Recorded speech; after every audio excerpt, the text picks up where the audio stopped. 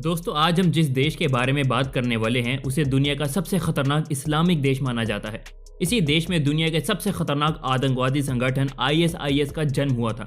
इसी देश में दुनिया के सबसे खतरनाक तानाशाह हुआ करता था और इसी देश में दुनिया का 5वां सबसे बड़ा तेल भंडार मौजूद है।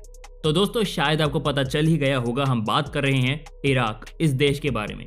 दोस्तों इराक एक इस्लामिक देश है और इस देश का official name the Republic of Iraq है। देश की टोटल पॉपुलेशन 4.5 करोड़ के करीब है और अगर बात करें पॉपुलेशन डेंसिटी की तो यहाँ पर स्क्वायर किलोमीटर पर 93 लोग देखने को मिलते हैं।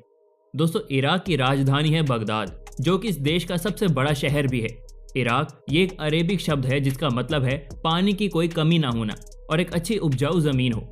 लेकिन दोस्तों इस देश के नाम से आज इस देश के हालात बिल्कुल भी मेल नहीं खाते हैं। इस देश में ना ही तो सही ढंग से पानी मिलता है और ना ही यहाँ उपजाऊ जमीन है और इसी वजह से इस देश में लोग बिल्कुल भी खुश नहीं हैं।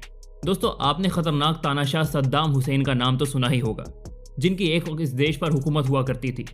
दोस्तों साल 1979 में ही सद्दाम हुसैन ने इराक बागदौर अपने हाथों में ली थी और ये 2003 तक इस देश के शासक रहे।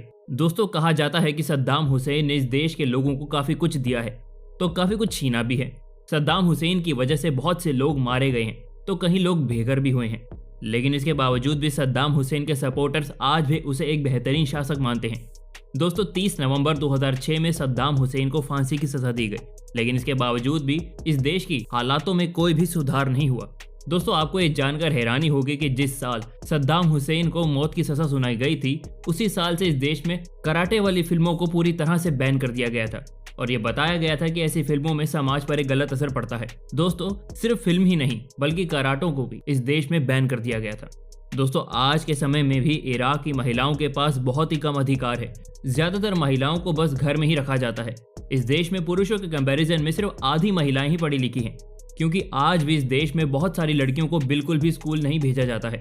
यहाँ के लोगों की सोच के अनुसार लड़कियां तो सिर्फ घर में काम करने के लिए ही बनी हैं।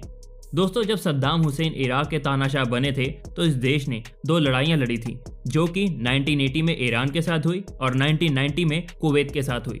लेकिन इन दोनों ही जंग की वजह से इराक को काफी नुकसान उठाना पड़ा था और इस वॉर का असर इस देश की इकोनॉमी पर भी पड़ा था, जिसकी वजह से यहाँ लोगों की स्थिति और भी खराब हो गई और लोग और गरीब होते चले गए।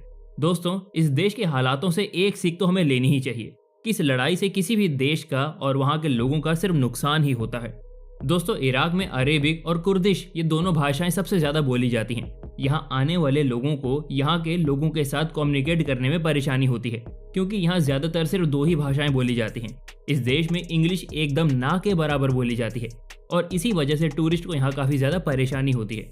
दोस्तों इराक में दुनिया का 5वां सबसे बड़ा तेल भंडार है। इस देश की इकोनॉमी में तेल एक बहुत ही इंपॉर्टेंट रोल प्ले करता है। दोस्तों तेल के साथ साथ यहाँ शहद का भी व्यापार बड़े पैमाने पर किया जाता है। यहाँ लगभग हर परिवार मधुमक्खियां पालती हैं और इस देश से विदेशों में भी बड़े पैमाने पर तेल और शहद एक्सपोर्ट किया जाता है। दोस्तों दुनिया के सबसे बड़े आतंकवादी संगठन ISIS भी इस देश में बने थे, जिसके कि अबू बकर अल बगदादी ने बनाया था। दोस्तों इस देश के पीछे रहने का एक कारण ISIS भी है, जिसकी वजह से इराक की सेना और इन टेररिस्ट के बीच हमेशा जंग होती रहती है, जिसकी वजह से इस देश के आम लोगों का जीना हराम हो गया है। एक तरफ इराक का अपने पड़ोसी देश के साथ भी टकराव होता रहता है और देश के अंदर भी टेररिज्म भी है।